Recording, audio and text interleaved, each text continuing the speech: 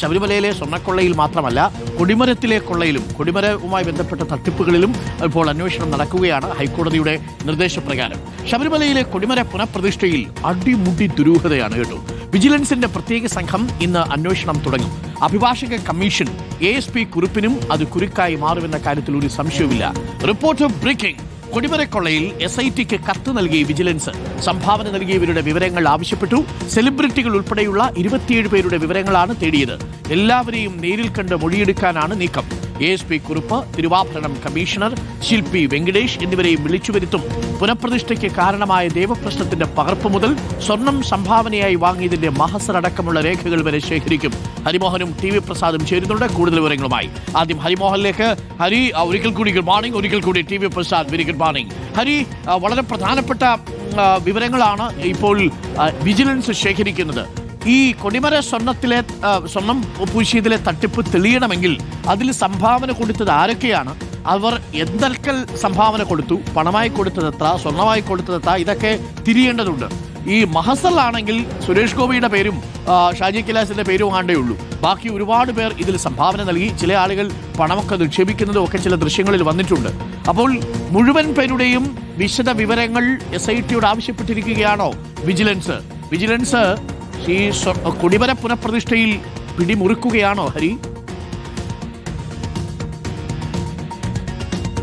തീർച്ചയായിട്ടും അരുൺ, ഇന്നലെ തന്നെ, അതായത് മിനിഞ്ഞാന്ന് ഹൈക്കോടതിയുടെ ഭാഗത്തുനിന്ന് ഈ അന്വേഷണം വേണമെന്നുള്ള നിർദ്ദേശം നൽകുന്നു. ഇന്നലെ ഒരു പ്രത്യേക സംഘത്തെ രൂപീകരിക്കുന്നു.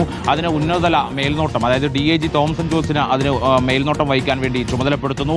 ഉടൻ തന്നെ ദേവസ്വം ബോർഡിൽ നിന്ന് രേഖകൾ ശേഖരിക്കാൻ വേണ്ടിയുള്ള നീക്കം നടത്തി. ഇപ്പോൾ ഏറ്റവും ഒടുവിലായി SITയുടെ പക്കൽ ചില രേഖകൾ കൂടിയുണ്ട്. ആ രേഖകൾ കൂടി കൈമാറണമെന്ന് ആവശ്യപ്പെട്ടുകൊണ്ട് കത്ത് നൽകിയിരിക്കുകയാണ് വിജിലൻസ് എന്നുള്ളതാണ് പ്രധാനപ്പെട്ട ഒരു കാര്യം. ആ രേഖകൾ, അതായത് SIT ഇത് ഈ കൊടിമര പുനഃപ്രതിഷ്ഠയുമായി ബന്ധപ്പെട്ടുകൊണ്ടുള്ള പ്രാഥമിക അന്വേഷണം നേരത്തെ തന്നെ നടത്തിയിരുന്നു. അപ്പോൾ അന്ന് ശേഖരിച്ചിട്ടുള്ള രേഖകളൊക്കെ തന്നെ കൈമാറണം എന്നുള്ളതാണ് വിജിലൻസ് ആവശ്യപ്പെട്ടിരിക്കുന്നത്. 27 പേർ, അതായത് ഈ സ്വർണം സംഭാവന ചെയ്ത 27 പേരെയും നേരിൽ കണ്ട് തന്നെ മൊഴിയെടുക്കുക എന്നുള്ളതാണ് വിജിലൻസ് ഉദ്ദേശിക്കുന്നത്. അതിൽ 8 പേരുണ്ട് സിനിമാ എന്നുള്ളവർ, ഒപ്പം തന്നെ ഈ ആഭരണ മേഖലയിൽ നിന്നൊക്കെയുള്ള വളരെ പ്രധാനപ്പെട്ട കേരളത്തിലെ പ്രമുഖരായിട്ടുള്ള ആളുകളൊക്കെ ഉണ്ട്. ഇവരെല്ലാം നേരിൽ കണ്ടുകൊണ്ട് മൊഴിയെടുക്കുക എന്നുള്ളത് ഈ ഘട്ടത്തിൽ ശ്രമകരമായിരുന്നു. പക്ഷേ ഒരു മാസത്തിനുള്ളിൽ തന്നെ ഇവയെല്ലാം പൂർത്തീകരിക്കണം എന്നുള്ളതാണ് വിജിലൻസിന് മുമ്പിലുള്ള ഒരു വെല്ലുവിളി. അതേസമയം തന്നെ ASP കുറുപ്പ്, അഡ്വക്കേറ്റ് കമ്മീഷൻ, ആ കുറുപ്പിന്റെ ഇടപെടൽ അതീവ ദുരൂഹമാണ് എന്നുള്ളത് നേരത്തെ ദേവസ്വം വിജിലൻസ് കണ്ടെത്തിയിരുന്നു. ആ കുറുപ്പിനെയും നേരിൽ കാണും. അതൊരു മൊഴിയെടുപ്പായിരിക്കില്ല, പകരം ഒരു ചോദ്യം ചെയ്യലിന്റെ സ്വഭാവം തന്നെയായിരിക്കും അതിലുണ്ടാവുക എന്നുള്ളത് ഉറപ്പാണ്. ഒപ്പം തന്നെ അന്ന് സ്വർണം സംഭാവനയായി സ്വീകരിച്ചപ്പോൾ കുറുപ്പ് അത് നേരെ കൈമാറിയത് ആദ്യം തിരുവാഭരണം കമ്മീഷണർക്കും പിന്നീട് തിരുവാഭരണം കമ്മീഷണർ അത് കൈമാറിയത് ശില്പിയായിട്ടുള്ള വെങ്കടേഷനുമാണ്. അവരെ കൂടി കണ്ടുകൊണ്ട് മൊഴിയെടുക്കാൻ വേണ്ടിയിട്ടുള്ള നീക്കമാണ് എന്തായാലും ഇപ്പോൾ വിജിലൻസ് നടത്തുന്നത്. എന്തായാലും ഈ വരുന്ന 1.5 ആഴ്ചക്കുള്ളിൽ തന്നെ ഈ മൊഴിയെടുപ്പുകൾ പരമാവധി പൂർത്തിയാക്കാനാണ് വിജിലൻസ് ഉദ്ദേശിക്കുന്നത്. അരുൺ, താങ്ക് യു ഹരിയാണ് വിവരങ്ങൾ നൽകിയത്. പ്രിയപ്പെട്ട പ്രേക്ഷകരെ, ശബരിമലയിലെ സ്വർണ്ണക്കൊള്ളയുമായി ബന്ധപ്പെട്ട A to Z വാർത്തകളും ദൃശ്യങ്ങളും ആദ്യം പുറത്തുവിട്ടത് റിപ്പോർട്ടറാണ്. ഈ കേസിൽ ASP കുറിപ്പിന്റെ പങ്ക് സംശയത്തിന് നിഴലിലാവുന്നതും നമ്മൾ പുറത്തുവിട്ട വാർത്തയെ തുടർന്നാണ്.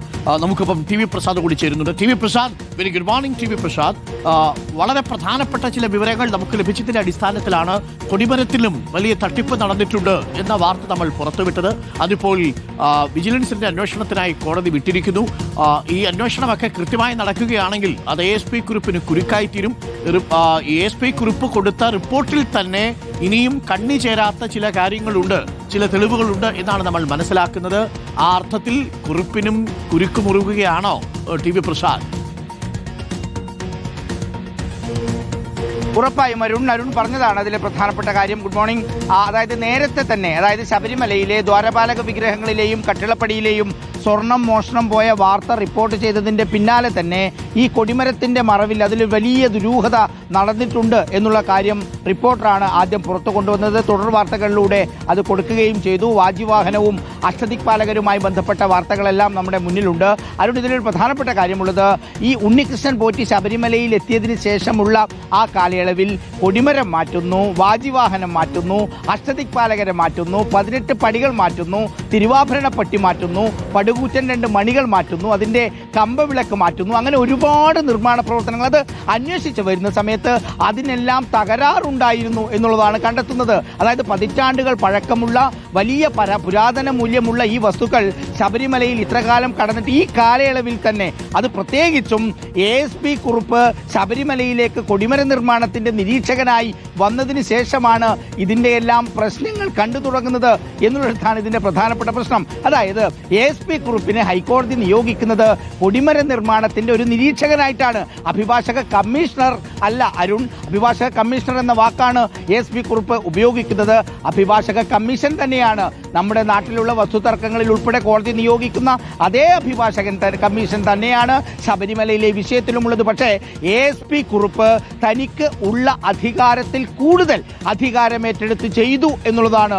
ഹൈക്കോടതിയിലും മറ്റും വലിയ സ്വാധീനമുണ്ട് എന്നുള്ളത് കൊണ്ടാണോ എന്നറിയില്ല, ASP കുറുപ്പിനെ വലിയ ബഹുമാനത്തോടെയാണ് എല്ലാ ഉദ്യോഗസ്ഥരും കണ്ടത്. അങ്ങനെയാണ് അരുൺ കൊടിമരം നിർമ്മിക്കുന്ന സമയത്ത് ആ കൊടിമരത്തിന്റെ നിർമ്മാണം തന്നെ ദുരൂഹത ഉയർത്തുന്നതാണ്. കാരണം അത് ആ ഉറുമ്പും ചിതലും വന്ന് അത് ക്ഷയിച്ചു പോയി എന്നൊക്കെ പറഞ്ഞായിരുന്നു ദേവപ്രശ്നത്തിന്റെ ഭാഗമായി അത് മാറ്റുന്നത്. അത് പൊളിച്ചു മാറ്റുന്ന സമയത്താണ് അതിന് ഒരു കുഴപ്പവും ഉണ്ടായിരുന്നില്ല എന്ന കാര്യത്തിലേക്ക് വരുന്നത്. അങ്ങനെ കൊടിമരം നിർമ്മിക്കുന്ന സമയത്ത് അതിൻ്റെ അടുത്തുള്ള താഴികക്കുടങ്ങൾക്ക് നിറം മങ്ങിപ്പോകും എന്ന് പറഞ്ഞുകൊണ്ടാണ് താഴികക്കുടങ്ങൾ മാറ്റുന്നത്.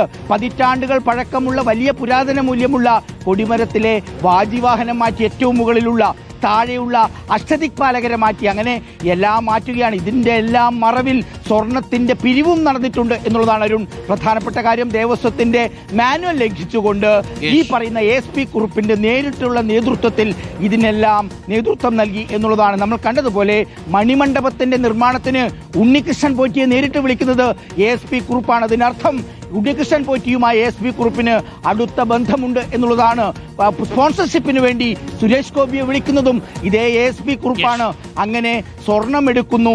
600 ഗ്രാം ആദ്യം വേണമെന്ന് പറയുന്നു, പിന്നീട് അത് 200 വേണമെന്ന് പറയുന്നു. കിട്ടാത്തപ്പോൾ സ്വർണം ഉരുക്കിയെടുക്കുന്നു. ചുരുക്കത്തിൽ അരുൺ ഒരുപാട് കാര്യങ്ങൾ ക്രമവിരുദ്ധമായി, ചട്ടവിരുദ്ധമായി, നിയമവിരുദ്ധമായി ASP കുറുപ്പ് ചെയ്തിട്ടുണ്ട് എന്നുള്ളത് തന്നെയാണ് ഇത് ഓരോന്നും പരിശോധിക്കുമ്പോൾ നമുക്ക് മനസ്സിലാകുന്നത്. Thank you TV Prasad.